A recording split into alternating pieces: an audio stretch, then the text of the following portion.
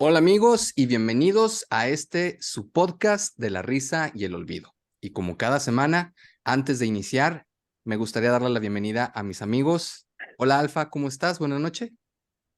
Hola Dave, Jorge, banda, pandilla, saludos a todos. Gracias por dedicarnos unos minutillos de su valioso tiempo. Jorge, ¿cómo estás? Buenas noches. Hola, muy bien. Espero que ustedes también. Muchas gracias. Y Cuánta bueno amigos, emoción. el tema que traemos el día de hoy es esoterismo y exoterismo. Y bueno, voy a dejar que, sin más, de la introducción, Alfa. Adelante.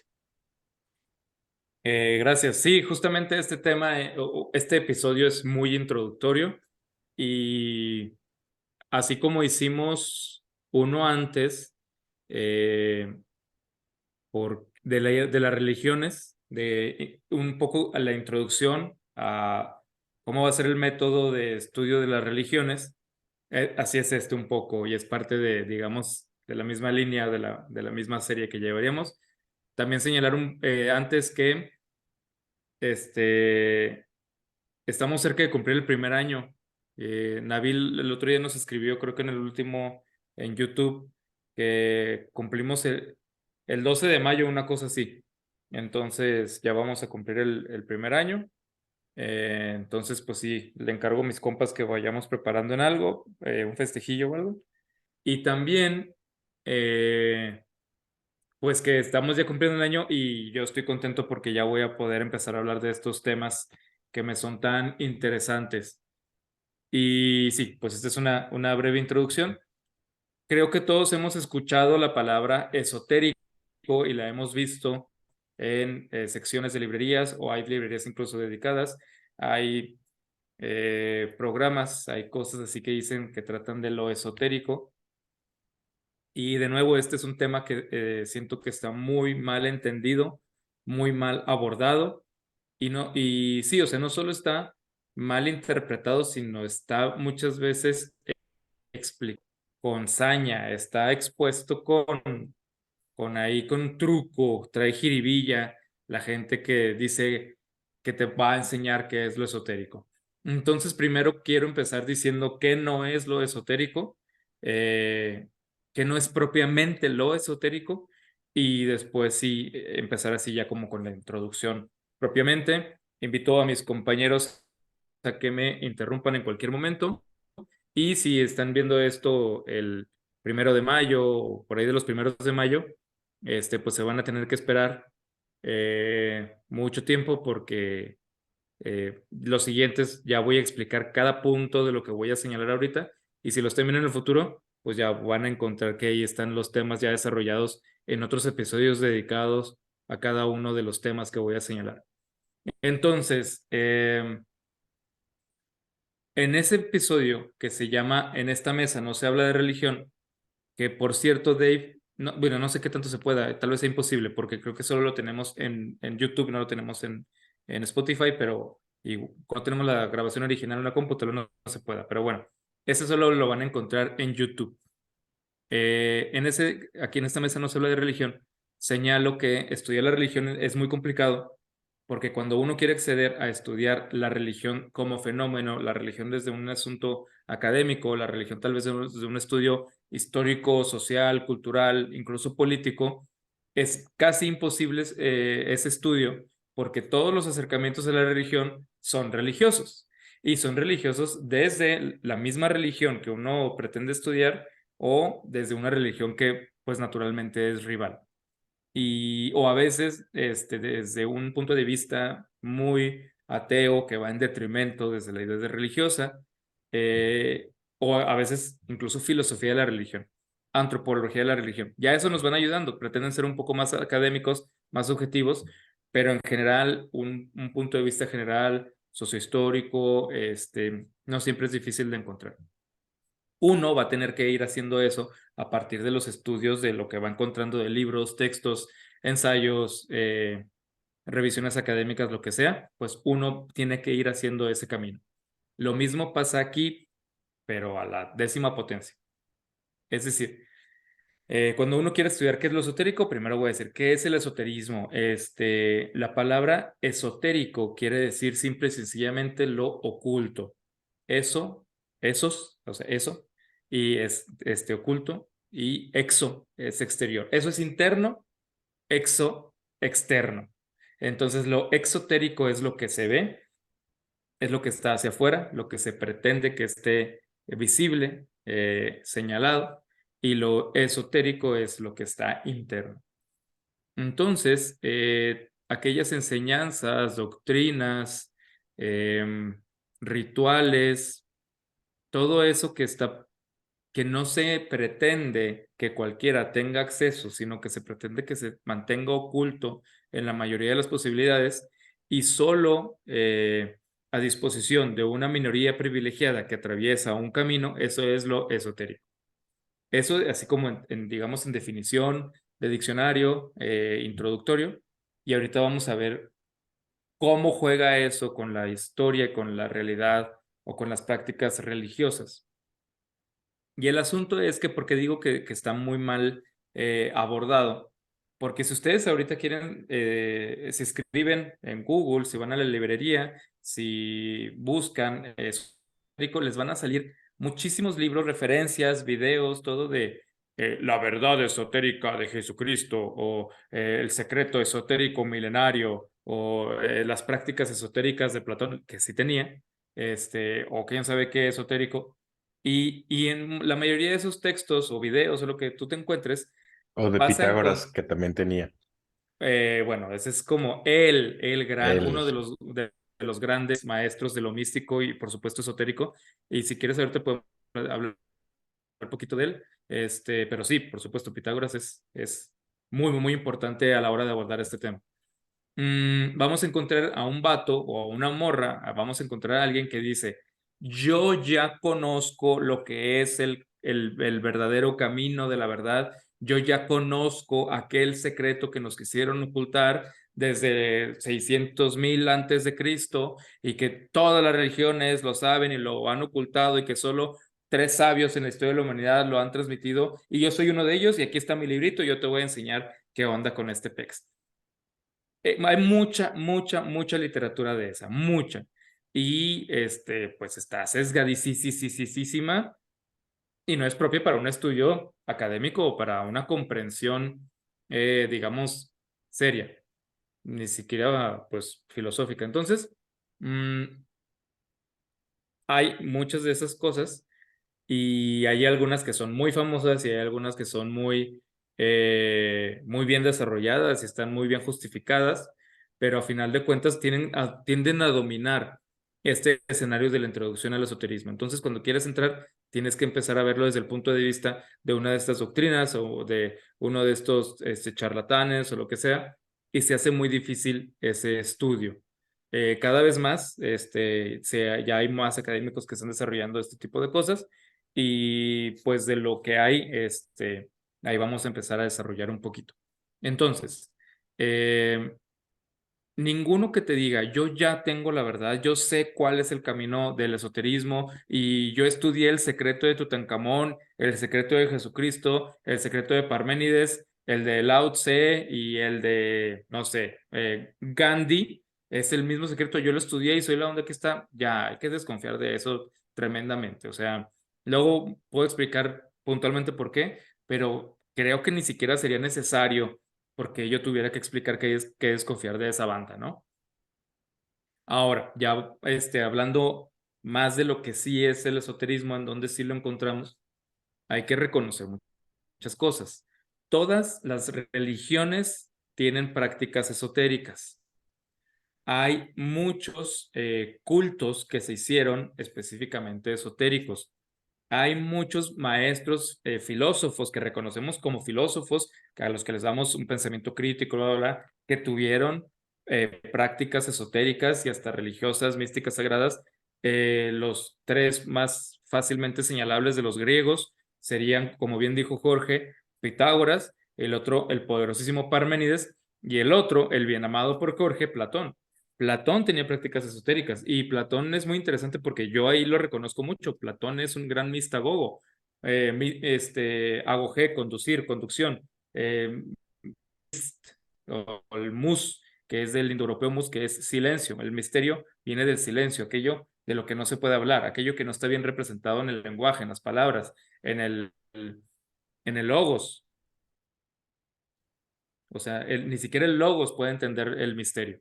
Entonces, ahí Platón es un gran mistagogo. Voy a terminar explicando por qué es importante tener esas prácticas esotéricas, pero me perdí un poco. Ah, sí. Pero nuestra cultura y nuestra filosofía y nuestro conocimiento está lleno de prácticas esotéricas. ¿Por qué es difícil ya cuando uno quiere estudiar académicamente el esoterismo? Porque precisamente son prácticas que se tendían a permanecer ocultas, que tenían que permanecer ocultas y que tenían que estar reservadas solo para una muy, muy, muy contada minoría. Tenemos una tradición cultural en donde respetamos al máximo aquello que fue escrito. Y aquello que... Dave, ¿levantaste la mano? Sí, pero no quiero que pierdas la idea. Si quieres, cuando No, tú bueno, parece. tengas chance. Ok. Nuestra cultura le brinda un respeto máximo, casi teológico, a la escritura. ¿Por qué? Pues porque gracias a la escritura tenemos la historia. Y gracias a la escritura tenemos referencias, pues muy marcaditas, que no cambian sobre lo que sucedió. Y obviamente lo esotérico difícilmente se escribía, eran tradiciones que por la importancia y lo secreto y lo oculto, tenían que pasarse oralmente nada más, porque si se escribían, corrían el riesgo de caer en manos equivocadas pues de gente que no debía tener ese conocimiento, esa sabiduría. O en el mejor de los casos, que no lo iba a entender. Y por eso es importante el esoterismo. Luego les platico. O las prácticas, digamos, eh, que no son estrictamente para todos. Pero voy a continuar con eso hasta como en 2 puntos. Ahorita, Dave, ¿cuál es No, no, tu... rápidamente, decías que es Sí. algo que comúnmente tenemos en el día a día, por ejemplo. Quería más bien saber si pudieras dar algunos ejemplos de qué tipo de No, prácticas. no. Sí, si dije eso, me expresé mal. No, nunca dije, creo que lo tenemos en el día a día. Solo que nuestra cultura está completamente permeada de eso. Es decir, o sea, la ciencia que conocemos ahorita inició también en un principio como una búsqueda y como prácticas que también incluían el esoterismo. La filosofía que tenemos ahorita también incluía prácticas esotéricas. La religión ni se diga, y las religiones siguen teniendo prácticas esotéricas, pero no, en el día a día no. Ok, O ya, sea, ya, ya. no, lo esotérico es lo que permanece conscientemente oculto y no conscientemente oculto solo por pudor, que eso sería, o sea, en ese caso, ir al baño o bañarse sería una práctica esotérica, pero no, sino que está pensado para algo que se oculta, para poder revelar algo importante que no puede estar al acceso de todos. Entonces, ¿en dónde sí podemos estudiar el esoterismo?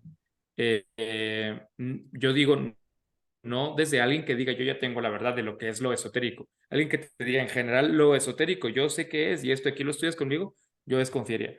Yo digo que lo podemos estudiar desde las distintas áreas del conocimiento o desde las distintas escuelas filosóficas o desde las distintas prácticas que fueron surgiendo con prácticas esotéricas y de ahí vamos sacando conclusiones. ¿A cuáles me refiero? Me refiero a el hermetismo, por supuesto, a la alquimia, al gnosticismo, me refiero a religiones, cultos, prácticas mistéricas. Voy a explicar luego lo que son los misterios y luego vamos a tener todo un video de los misterios.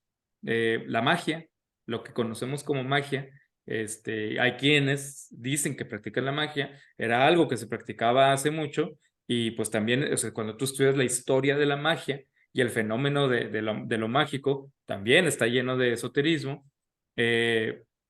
Como digo, en las religiones formales, las prácticas esotéricas que están dentro de las religiones formales y también en las que están dentro de las religiones paganas, que son muchísimas más, es más común. Las sociedades secretas, que es donde yo digo, es así, las sociedades secretas, el 90% son charlatanes que se quieren dar importancia diciendo que tienen una información secreta o una revelación mística, y por lo tanto te invitan a que medio pertenezcas a la sociedad, pero tienes que pagar tanta lana. A ver, si te llegó el secreto de Tutankamón, o sea, si te llegó el secreto, la gran revelación de los dioses antiguos, los faraones, los omeyas y todos juntos, no lo andas repartiendo, ¿verdad? No lo andas ofreciendo a cualquier hijo de vecino, porque te jure lealtad y porque te compre tu tendito pirata de 200 pesos. No lo andas ofreciendo. Te quedas con él, lo utilizas a tu favor. Y calladito te vas a la cima de la cumbre de la pirámide social, espiritual, religiosa y disfrutas tu secreto. No llegas y dices, no, pues nos vemos aquí en el Hotel Pirata y vamos a tener una plática así toda súper chafa y súper piñatona. Pues no, o sea, un poquito de lógica, ¿no? No andas ahí de mendigo tocando puertas para compartir el gran secreto. Pues si está muy chido todo tu secreto, pues aprovéchalo. Lo que conocemos como el misticismo también. Ahí cuando vamos a estudiar eso, hermetismo, alquimia, gnosticismo, mistéricos, encontramos digamos, la verdadera naturaleza de lo esotérico. Quiero desarrollar otros 2 puntos, pero como son un poquito más largos, quisiera escucharlos a ustedes, viejos amigos. Sabios porque guardan silencio y son mistéricos.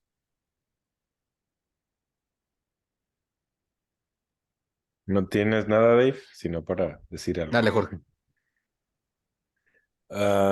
Pues me quedé pensando en varias cosas. Por ahí ya habíamos mencionado alguna vez cómo, por ejemplo, en el hinduismo, cuando tenían la tradición oral de los Vedas, ya ven que en el hinduismo tienen diferentes castas. Y si una casta que no fueran los brahman, sobre todo si eran una casta baja como lo serían los shudras, por ejemplo, si ellos llegaban a escuchar los Vedas, los dejaban sordos, les metían metal líquido en los oídos para que no pudieran escuchar nada. O sea, me acordé un poco de eso, como estabas diciendo, como de que hay misterios que deben de quedarse así como misterios, ¿no? O sea, para algunas personas.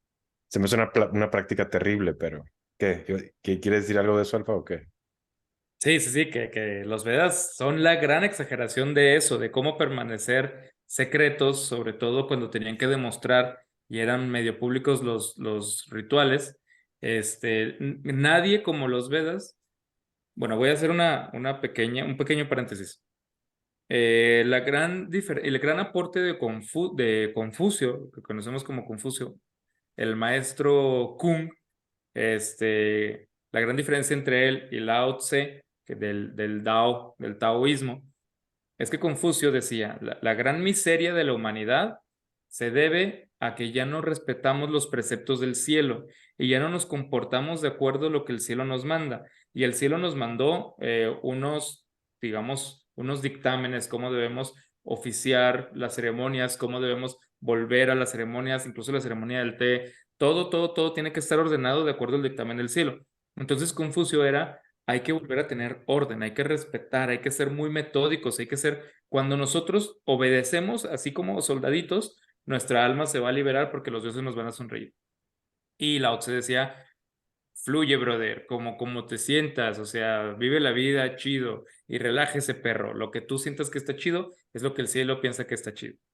Entonces, fuera de Confucio, yo no veo ninguna práctica religiosa que haya sido tan observante del rito. Son ridículamente estrictos con el rito y son ridículamente estrictos no solo con la memorización de los himnos sagrados y de cada movimiento y de cada pasito, sino que a veces hasta con la entonación. Y hay veces en que rituales de 4 horas se volvían a repetir solo porque alguien se movió mal o alguien hizo mal como un sonidito o algo así.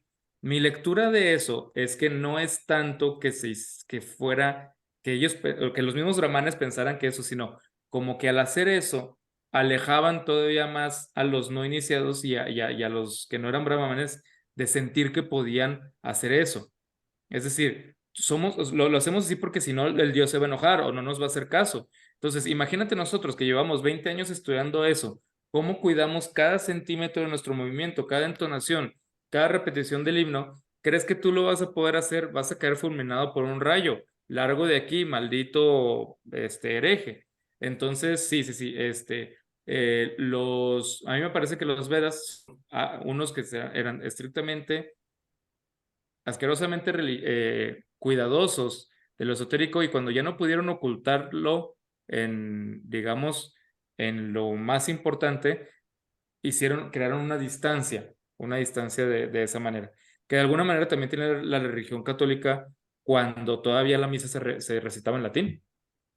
Entonces no era Sí. estrictamente una práctica esotérica, pero sí era creando una distancia que comparte ahí un poco de interés de naturaleza con lo esotérico. Pero inclusive, o sea, sí hay gente que argumenta mucho esoterismo dentro del cristianismo, o sea, muchas prácticas cristianas. O sea, por ejemplo, se podría hasta interpretar que el mismo hecho de la comunión es algo esotérico, o sea, porque es algo oculto. Porque hay, por ejemplo, el hecho de que el vino se convierte en sangre, perdón, la sangre en vino y el cuerpo en pan, eh, y que realmente eso sí se veía por algunas personas como, o sea, no como algo metafórico, sino como algo que era, digamos que real. Entonces, esa transformación venía desde algo que estaba oculto. O sea, y que cualquiera de nosotros mortales no podíamos ver esa transformación y sin embargo era real. No, y además Eh, tienes que bajar la vista cuando llega. O sea, cuando está entrando el cuerpo de Cristo y cuando lo sacan, tú tienes que bajar la vista y tienes que estar así. Pues dime si eso no es una práctica esotérica. Dentro de un rito exotérico hay todavía rasgos importantes de esoterismo ahí, tienes razón. sí. Y también Ahora, me sí, acuerdo dale, como dale. de versiones, digo, o sea, luego ramas cristianas como más extremistas, más yéndote como hacia sectas cristianas, pero que todavía, por ejemplo, tienen rituales en donde los pastores, por ejemplo, se dejan ser mordidos por serpientes y cosas de esas. Este, y se basan, según yo, en el Evangelio de Marcos, creo que viene un párrafo eh, donde habla de eso, ¿no? Como que, o sea, que aquella persona que se ajusta a Dios la va a salvar de las serpientes y de entender algo así como de venenos y cosas de ese tipo. Y entonces hay pastores todavía en Estados Unidos que se dejan morder. Y esto puede sonarnos a nosotros otra vez como algo extremista, ¿no? Y lo que sea. Pero tiene, o sea, hay muchas culturas en donde, o sea, culturas antiguas, en donde se ve la figura del chamán y la serpiente, por ejemplo, es muy común. Eh, y que se cree que empezaron como prácticas en realidad esotéricas, o sea, donde realmente la voluntad, por ejemplo, del chamán y en este caso la voluntad del pastor, eh, si eran personas, digamos, que con una voluntad suficiente o en este caso completamente pías, digamos, entonces podían no ser dañadas como por el veneno, o sea, cosas de ese tipo, ¿no? Que todavía siguen pasando hoy en día, pero que a lo mejor se parecen a cosas que pasaron muchas veces en la antigüedad. Quizás hasta en la Ujú. prehistoria, no lo sé. Sí, justamente la figura más antigua que podemos rastrear, de la que podamos, digamos, dar noticia exacta, esotérica, es el chamán, justamente. El chamán es naturalmente esotérico porque en todas las culturas debe tener su espacio separado, su cabañita o su cuarto en donde él se prepara, habla con los dioses, a veces es incluso poseído o le responden o en un sueño o algo así, y eso es el momento por excelencia. Ya cuando sale, ya nada más aplica lo que tuvo en el encuentro con los dioses y cura o guía o lo que sea. Pero muchas veces incluso cuando guiaba las almas de los muertos, al principio era en lo oculto y ya después se va haciendo externa su participación en la sociedad, pero al principio eran prácticas 100% esotéricas que de alguna manera van a seguir estando presentes en mayor o menor medida en las prácticas religiosas. De Sí, hecho, dale. hubo, según yo, o sea, el primer indicio que se tiene como de un chamán fue en pinturas de cuevas. y fue descubierto por un jesuita, si mal no recuerdo. No, según yo fue en Francia, si no fue en Francia fue en España, pero eran de estas cuevas que tenían pinturas rupestres y ahí se dieron cuenta que casi no ponían figuras humanas, o sea, ponían figuras de animales, o sea, era muy común ver los bisontes. Pero como se dieron cuenta que es una cuestión ritualística, es para empezar, los bisontes, una, estaban muy bien dibujados, la verdad es que eran buenos pintores, pero dos, estaban sobrepuestos unos sobre otros, o sea, y eso quiere decir que probablemente no era artístico, o sea, que más bien tenía un poder esa pintura, ¿no? O sea, el poder, por ejemplo, a lo mejor de darles un poder a los hombres frente a lo que van a cazar. Y en esas cuevas, algo que se dieron cuenta es que no había rostros humanos. Y otra vez, o sea, es como que ellos creían que había un vínculo mágico oculto entre esa pintura, entre la imagen y los animales. Y es algo que ha durado mucho tiempo, porque yo todavía recuerdo cómo cuando se crearon las cámaras fotográficas, había varias religiones que no te permitían que te tomaran fotos, que te decían no te dejes tomar fotos porque eso puede tener repercusiones sobre tu alma o repercusiones sobre varias cosas más, ¿no? Y ahí ves otra vez como esta cuestión de la imagen como algo, tu imagen como algo mágico que tiene poder. Eh, y en Sí, es esas lo que cuevas, Fraser le llama la magia simpática, a diferencia de la magia de contacto. La magia ajá, simpática es, si yo me estoy viendo, es porque ahí está mi alma, ¿no? O algo relacionado con eso. sí. Y en una de esas cuevas, este jesuita encontró, o sea, les digo que casi, o sea, rostros humanos detallados no ponían, pero de repente sí ponían figuras humanas muy pequeñas, o sea, pero eran muy pequeñas y no se les veía su individualidad, ese era el punto. Y una de esas era de un humano que tenía puestos como cuernos, o sea, como si fueran cuernos de venados de cuenta. Y es lo que creen, o sea, que esa figura acababa representando una figura chamánica. Eh, y estamos hablando de la prehistoria, o sea, y la prehistoria hay que recordar que es la etapa más, es casi toda la historia que tenemos, o sea, aunque sea prehistoria, pues, pero es casi toda la historia que tenemos, es casi toda la existencia que tenemos como especie, ¿no? Y desde la prehistoria, pues ya había cuestiones ritualísticas y ya había cuestiones chamánicas y por lo tanto ya estaba este concepto de que querían encontrar relaciones ocultas, o sea, entre la naturaleza y alguna voluntad humana ¿O o superior? ajá, Oye, sí, nada más complementando lo que dijiste, tienes razón, aquí el poder de Google. Se llama Alfonso de Quirós. En 1920 lo descubrió y sí, efectivamente era jesuita, lo escribió en la Amazonia peruana. en la Bueno. Amazonia peruana. Sí, los rasgos de pinturas sobrenaturales de animales pues bueno, esto es lo que dice Google, no sé. Se me hace que, pero se hace que ese Bernardo es otro. Quirós, trabajos de misioneros en la región Chingual, descubrió Bueno. una serie de punteros Pero bueno, lo rupestres. reviso. Ujú. Ok. ¿Algo más? Pues sí quiero decir más cosas, pero si no las digo después. O sea, tú síguele. Inspírate. Ok. No, va a ser, puedo explicarlo, es concreto. Esto, pues, insisto, yo pretendo hacer como un acercamiento un poquitín más académico, porque creo que es más, a final de cuentas, a largo plazo es más útil, porque si alguien dice, sí, es que yo sí quiero conocer el secreto misterioso que está detrás de todas las regiones, pues no le viene mal hacer como el acercamiento académico y luego ya después irse hacia donde su corazón le dice o hacia donde el Dios en los sueños le apareció y le guió porque esa persona es especial y tiene abierto el tercer ojo, pues adelante. No tiene nada de malo primero hacer un acercamiento académico. Creo que si dice, no, pues yo ya lo sé todo, me llama habló Dios, pues de nuevo, ¿para qué discutes? Pues ya haz lo tuyo, do your thing. Y entonces, hay un antropólogo que se llama Kenneth Pike y él estudió mucho los sonidos y era lingüista. Entonces, de hecho, estuvo en México mucho tiempo, aprendió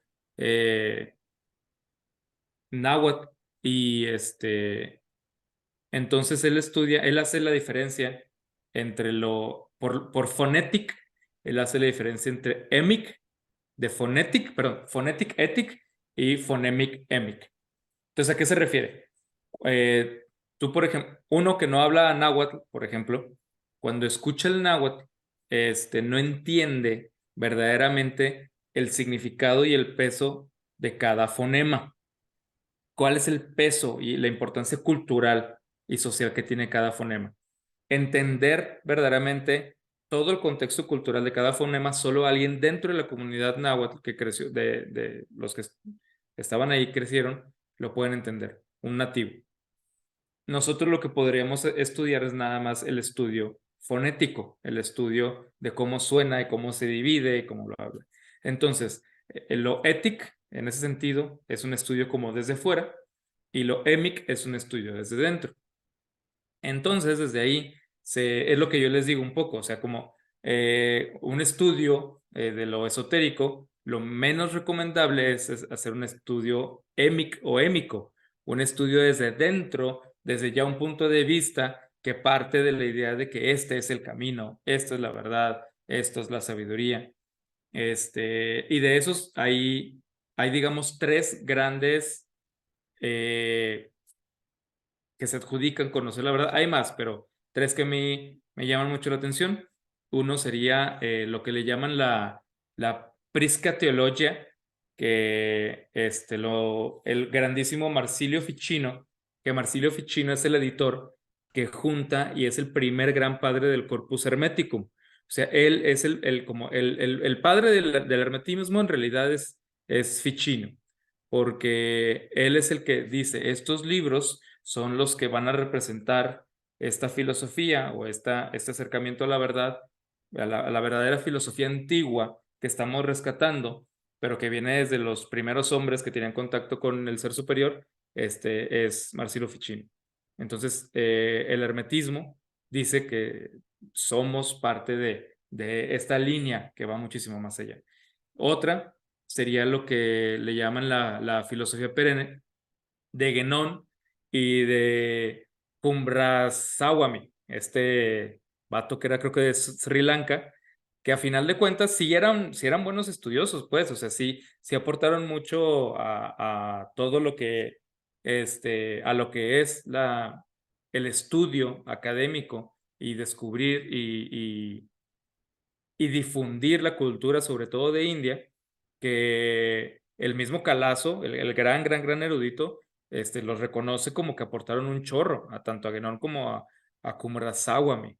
Pero a final de cuentas ellos sí tenían esta idea de que ellos estaban siendo parte del descubrir y del difundir de esta filosofía perenne, que ellos igual decían que encontraban en todas las culturas, en todas las religiones, y que hablaban de lo mismo y que eso lo mismo ellos eran los principales que lo podían entender y que lo podían difundir y también crear sus sociedades y bla, bla, bla.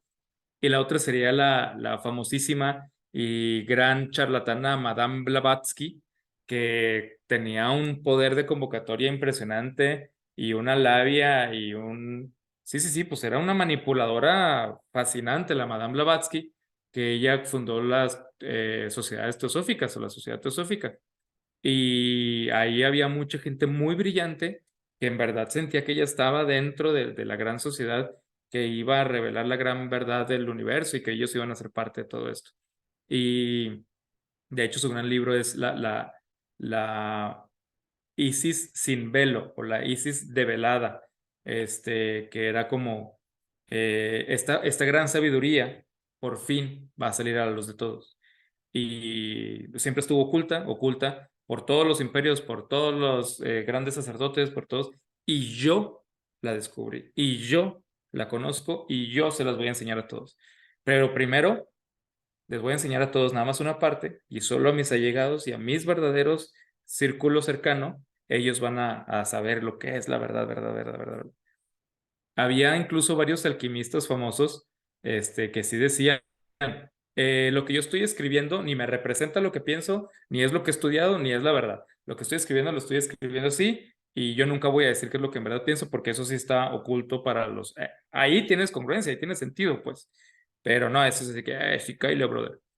Entonces, sabiendo que hay tantas posibilidades de estar perdidos y de estar manipulados y de estar hablando con charlatanes y de estar en prácticas infértiles. ¿Por qué digo que sí está padre incluso tener algo de esoterismo? Les voy esto sí es completamente nada más mi punto de vista, no lo tomen en serio. Yo creo que sí hay algo común en todas las culturas humanas y es la experiencia de lo sagrado. Y creo que la experiencia de lo sagrado no es algo que viene de fuera, no es algo que se inventa tampoco, es decir, no viene de dentro como invención y no viene de fuera como imposición, viene como un descubrimiento. Creo que todos los seres humanos hemos tenido y tenemos la capacidad de esta experiencia de lo sagrado y que incluso puede nada más ser aquello que no podemos entender dentro de nuestro horizonte simbólico y que no podemos encajar. Y en ese sentido, la experiencia de lo sagrado sería hermana gemela de la experiencia traumática. Es decir, cuando pasa algo tan impresionante, bien como no lo puedes encajar y como no lo puedes racionalizar y meter a tus experiencias, tan inmediatamente lo puedes mandar al trauma como lo puedes sublimar y lo mandas a la experiencia sagrada. Y pues ahí está. Pero esa experiencia de lo sagrado, pues, hace al ser humano sentirse chido, replantearse, tal vez reconfigurarse un poco, despersonalizarse tantillo, vivirse y vivir su relación con el mundo y con lo que está más allá de una manera diferente. Entonces, esa experiencia de lo sagrado encuentra símbolos que no son lo sagrado, pero que expresan esa experiencia que se tuvo y que se vivió y que se descubrió auténticamente. Entonces, esas experiencias necesitan respeto porque no llegaste de cualquier manera, llegaste a partir de algo. Entonces, esos símbolos expresan la experiencia de lo sagrado y por lo tanto estos símbolos tienen que respetarse. Y ahora sí voy a hablar un poquito como de estos caminos. Dave, tú eres un experto en inglés, ¿cierto o falso? Dime cierto, dime que es la verdad, dime cierto. Dave, por favor. No se te escucha. No se te escucha, yo creo que, o soy yo el que no te escucha. No, cierto. Ah, ya. Ok, cierto. Entonces, supongamos que mi tío Paquito, de 90 años, que nunca ha estado expuesto al inglés y que apenas habla español, de repente quiere que mañana le enseñes conversaciones complicadas en inglés. ¿Puede hacerlo?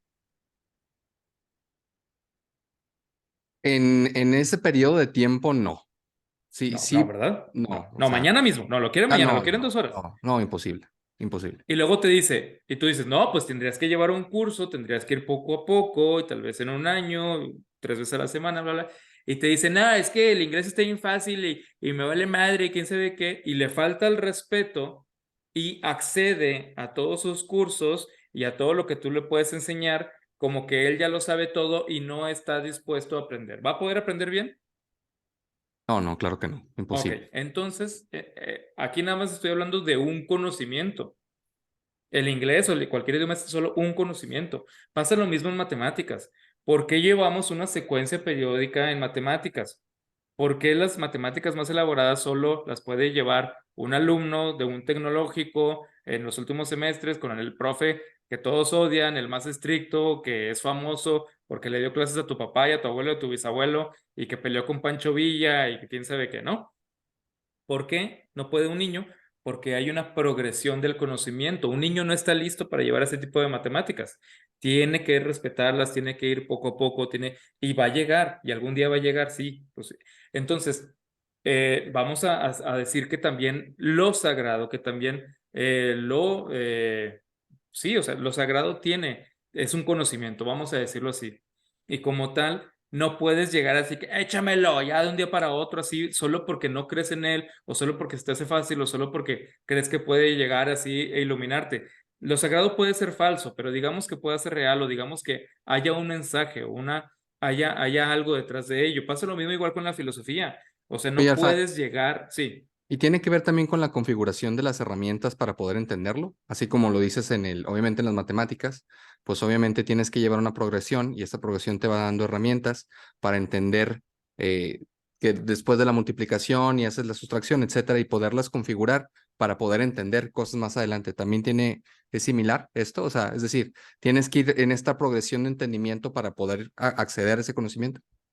Yo no diría que tiene que ver con eso, yo digo que es directamente eso de lo que estamos hablando, 100% es eso de lo que estamos hablando. Entonces, tal vez tú tienes algo bien sagrado, bien padre, bien impresionante, entonces dices, pues yo quiero que estos lleguen a a este nivel, los voy a llevar poco a poco. Y no lo puedo poner al frente de los demás, no van a, o sea, de un día para otro, si yo saco este símbolo de lo sagrado y lo pongo en el centro de la plaza, van a llegar, lo van a ver y no lo van a entender.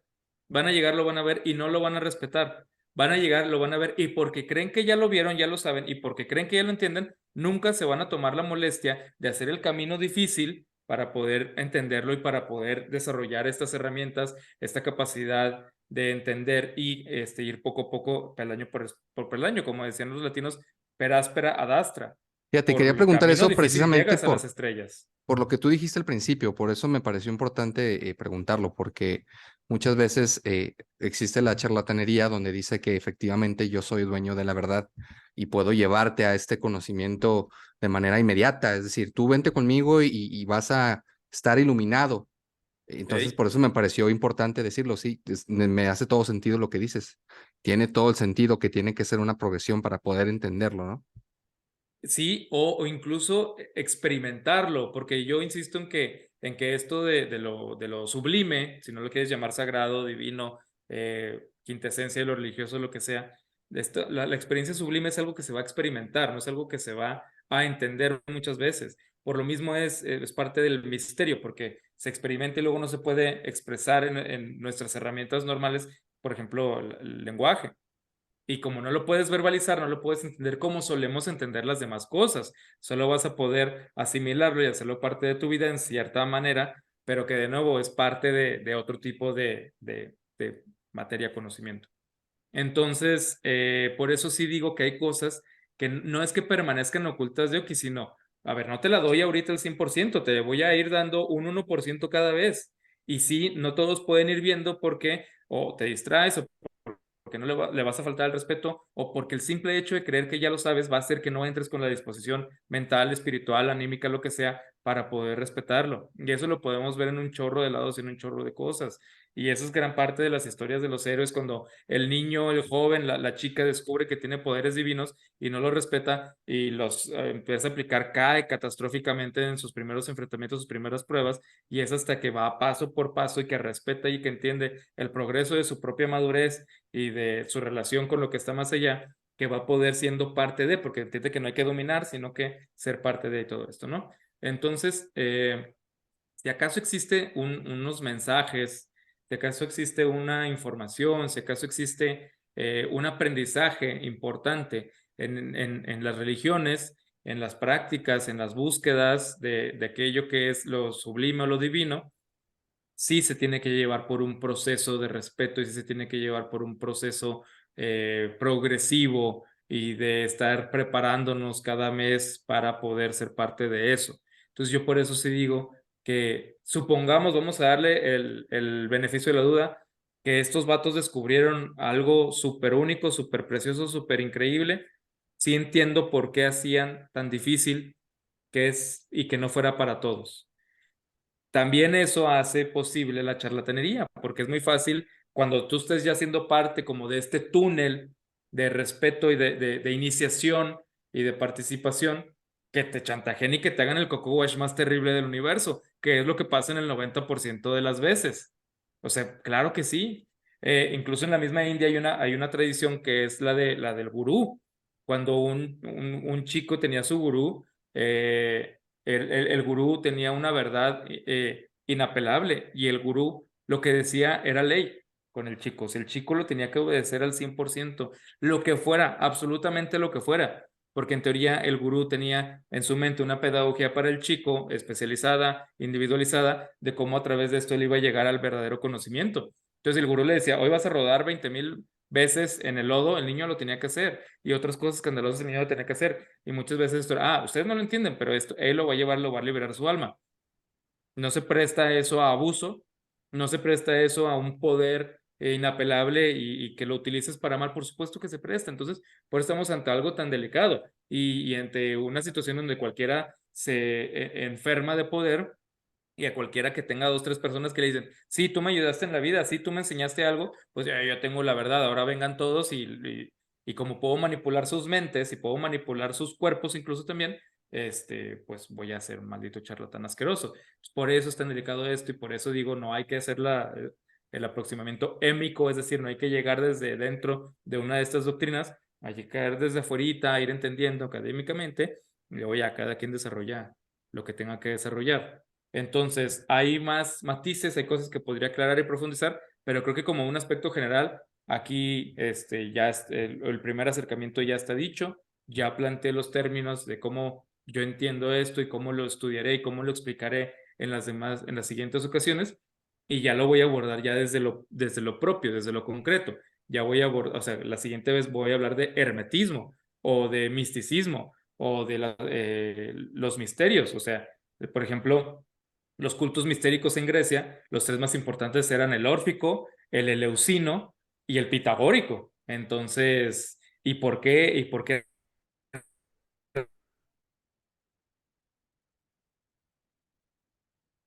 eran ocultos? El cuento de la leyenda que hasta él mismo mató a uno de sus discípulos porque él entendía que la realidad, las matemáticas eran el origen de todo y eran no una explicación del universo, sino que el universo era matemáticas. Entonces, cuando uno de sus alumnos, cuenta la leyenda, descubre los números irracionales, ahí toda la explicación pitagórica del orden del cosmos se viene para abajo y pues después mejor lo mato para que nadie lo sepa y todo siga en orden. Y esa es una leyenda bastante canon que hay por ahí. Entonces, el mismo Pitágoras, o sea, ya vamos a ir Y que abordando cada o caso sea, mucho Pitágoras es leyenda, ¿no? Y tiene cosas bien interesantes, por ejemplo, la súper. alimentación, que eran vegetarianos. Y eran vegetarianos porque creían en la transmigración de las almas. Y entonces, si tú te comes un animal, te puede estar comiendo el alma de alguien, a otro humano, ¿no? Por ejemplo. Pero algo bien curioso es que, o sea, siendo vegetarianos, tampoco te dejaba comer frijoles, Ajá, porque decía que los frijoles se parecían a testículos y que por lo tanto podían tener alma, porque creía que el alma estaba en, o sea, que los testículos y el alma estaban relacionados. un sabio. Cosas bien interesantes. Y sí, o sea, se supone que Pitágoras es el primero que hace una peregrinación hacia todos los centros de sabiduría. Se supone que estuvo en Egipto, se supone que estuvo en Sumeria, se supone que estuvo, pues, era de Samos, entonces también en el mundo griego.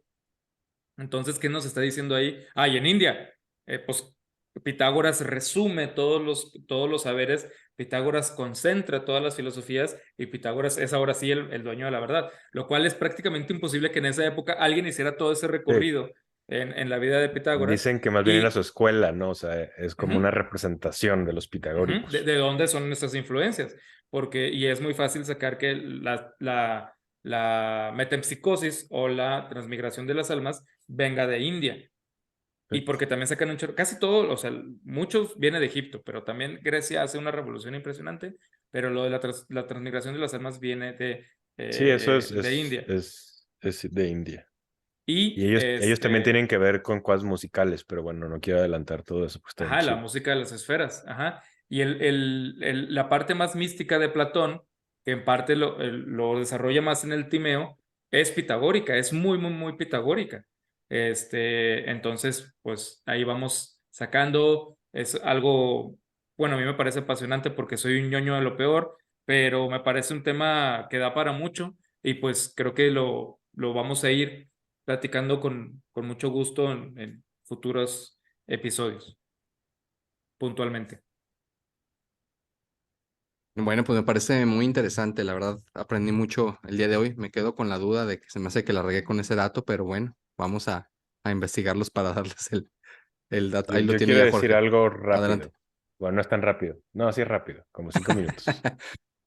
Eh, realmente, o sea, toda esta parte del ocultismo que viene, pues ya vimos de la prehistoria, todavía, o sea, en el siglo XX había figuras importantísimas que estaban metidísimos en eso. O sea, por ejemplo, Carl Jung. Jung es el segundo psicoanalista más famoso de la historia, un suizo. Y él tiene un concepto que era la sincronicidad. Y en la sincronicidad él intentaba como, hablaba como de la conexión entre cosas que, no es, que son acausales, o sea, que no tienen una conexión causal. Y inclusive se metió, por ejemplo, a estudiar cosas con físicos cuánticos, o sea, de los primeros, porque en física cuántica está esta idea de que a nivel subatómico, por ejemplo, si dos partículas se relacionan entre sí y luego agarrar esas partículas y las mandaras a así millones de kilómetros de distancia, es como si hubiera de todas maneras, como si siguiera habiendo una relación entre las dos partículas, aunque ya no se estén tocando. Y eso se parece, o sea, como para mentes como la de Jung, pues se le parecería mucho a la magia, o sea, como a, a conexiones entre la materia, que parece que no tiene una conexión causal, pero que hay una conexión ahí especial, ¿no? Y entonces él se metió a estudiar mucho todo eso. Voy a mencionar esto porque Alejandro Esteban es de los que más nos escucha y acá rato dice lo del MK Ultra, pero o sea, muy breve. O sea, pero la CIA, o sea, para la gente que no sepa, la CIA sí hizo algunos programas en el siglo XX para estudiar estos fenómenos, o sea, fenómenos ocultos, por ejemplo. El más famoso No solo para es, estudiarlos, es el SMK para Ultra, poseer los claro, secretos. para Sí, eso poseerlos. era. Y en el MK Ultra usaban, por ejemplo, el LSD, o sea, el LSD, y usaban hipnosis, entre otras cosas. Y luego ese programa cambió de nombre y no fue el único que se hicieron varios. Había otro, creo que se llamaba Project Stargate. Y en ese, hace cuenta que tenían varios proyectos. O sea, uno de ellos era, por ejemplo, esta cuestión de los viajes astrales, ¿no? Y lo que querían era ver si eso existía para después, imagínate que tú pudieras espiar a tus enemigos, a los rusos, a los soviéticos, a través de alguien que se sale de su cuerpo y que está en cualquier lugar, ¿no? Pero si la CIA le metió lana, o sea, quería decir que ellos realmente, pues lo exploraban como algo que podía existir, ¿no? Y otra de las cosas a mí me da mucha risa, pero se me hace también muy interesante. Hay un libro, creo que se llama The Men Who Stare at Goats, o sea, los Ah, hombres sí, que se le quedan viendo a las a las cabras. vacas. A las vacas y a las Este, cabras. Hay una película de Ewan McGregor de eso. no, no sabía. Tal cual esa. Eh, Ujú. y, y era un proyecto en donde hombres se les quedaban viendo a cabras y de lo que se trataba era de, a través de la voluntad, de tener el corazón de la cabra para que se muriera. Y otra vez en magia, o sea, en la magia durante muchos, no voy a decir siglos, yo digo que milenios, o sea, la voluntad era una de las cosas más importantes. O sea, se creía que la gente que tenía acceso a la magia conocía así conexiones ocultas, pero también tenían una voluntad gigantesca, ¿no? Y acá era eso, era como entrenar gente para ver cómo a través de la voluntad podías matar algo vivo, en este caso una cabra. Después me imagino que lo querían usar con, con seres humanos. Y Yo le doy un ahorita, poco, perdón, Márquez, yo le doy un poco ahí la razón a la CIA, porque no puedes descartar nada. O sí, sea, está si, bien. De si tu hecho, misión es dominar al hasta la mente mundo, científica es explora todo, ¿no? exactamente. Si ya no hay ¿Quién evidencias, pues quite? ya. Y es ¿Quién lo que quite? dijeron. De hecho, el último, o sea, el Project Stargate, se supone que lo cancelaron en el 95, o sea, bien reciente, en el 95, hace no mucho tiempo. Claro que luego hay gente que cree mucho en estas cosas y que dice que en realidad sí encontraron un montón de cosas y que todo eso lo siguen estudiando y bla, bla, bla, ¿no? Y no lo sabemos por qué. Es que tiene razón, a ver eso. Si llegaron a descubrir cosas acá perronzotas, obviamente las van a tener ocultas. Es que esa es la cosa o sea, con este tema, Cerraste el ¿no? O sea, círculo que como iniciaste, o sea, que siempre puedes realmente decir eso, o sea, el siempre puedes conocimiento decir real no como se es Exactamente. oculto, transmite. entonces no, nos enseña. Ya les voy a decir dos cosas. Ahorita hay una rama que se llama tecnoocultismo, tecno. Eh, y está interesante, o sea, porque meten mucho cuestiones de tecnología, cuestiones también de drogas alucinógenas, o sea, Terrence McKinnon, me acuerdo que mencionaba era un tipo que se metía a viajes, por ejemplo, de DMT y de ayahuasca, y decía que él veía como si fueran máquinas, como elfos máquinas que estaban creando estructuras, o sea, estructuras que él experimentaba cuando estaba metido en todo eso, ¿no? Y entonces, la forma en que lo interpretaban era como si fuera la nueva versión como de las hadas, o sea, como de estas criaturas mágicas que crean vida, ¿no? Y entonces ahora ya no son hadas, son máquinas, pero sigue siendo el mismo principio. Y lo interesante con esto, o sea, más allá del viaje, es que con la inteligencia artificial y con un montón de cosas, o sea, pues a lo mejor vamos a poder empezar a crear nueva vida muy compleja pronto, ¿no? O sea, cosas que a lo mejor no iban originalmente por ahí, pero que muchas cosas del ocultismo, una de las cosas que históricamente ha querido como dominar precisamente es el misterio de la vida. Y acá es como de la vida y de la creación, ¿no? Y acá es como empezar a hacer una creación diferente a través de una creación humana. Eh, y ya lo último que digo es bien interesante porque, digo, a mí todos los temas me gusta mucho leerlos, me divierto mucho, pero, o sea, no soy muy escéptico Sí, yo igual, en general. pero están tan padres. Sí, están padres. Pero aquí hay una cosa, ¿no? Ahorita la ciencia se trata de compartir y de abrir, es conocimiento compartido y entre todos vamos armando, entre toda la humanidad que se sume, vamos armando el conocimiento, ¿no? Se supone que no debe ser oculto, debe ser abierto. Pero Claro. la cosa es que hemos encontrado tantas cosas a través de la ciencia y la ciencia ya está tan especializada y tan compleja que en realidad como individuos no entendemos nada de nada, ¿no? O sea, tenemos al experto que entiende perfectamente hacia los fósiles de este tipo, ¿no? Y el experto que entiende perfectamente no sé qué tipo de árbol, el experto que entiende perfectamente qué tipo de no sé qué, pero están separados. Y nosotros O realmente de incluso manera individual somos el que somos entiende ignorantes. una Y sustancia entonces, subatómica, no entiende el que está al lado en el laboratorio a 1 kilómetro.